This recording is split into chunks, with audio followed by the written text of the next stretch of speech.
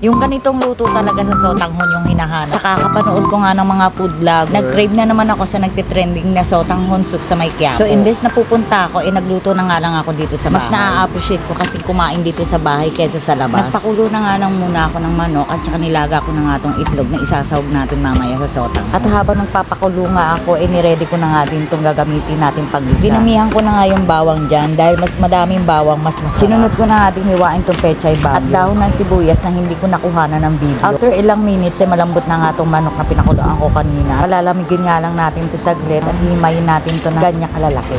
Painit na nga din ako ng kawali at naglagay na nga din ako ng mantika. So igigisa lang natin itong bawang sibuyas at saka yung chicken na hinimay natin kanina na hindi na naman nakuhanan ng video. After maggisa, naglagay lang ako ng isang pitsil ng tubig na hindi ulit nakuhanan ng video. Sinama ko na nga dyan yung kaninang pinaglagaan ng manok. Naglagay na din ako dyan ng konting asin at saka paminta, patis at chicken cubes.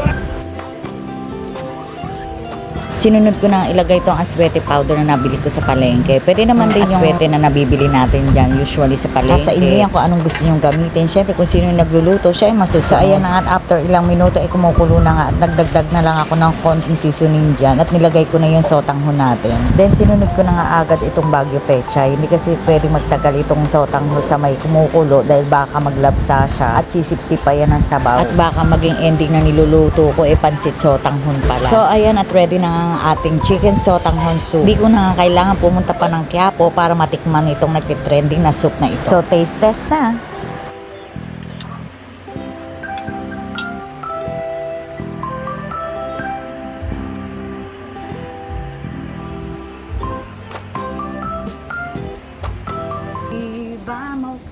Ito tayo guys.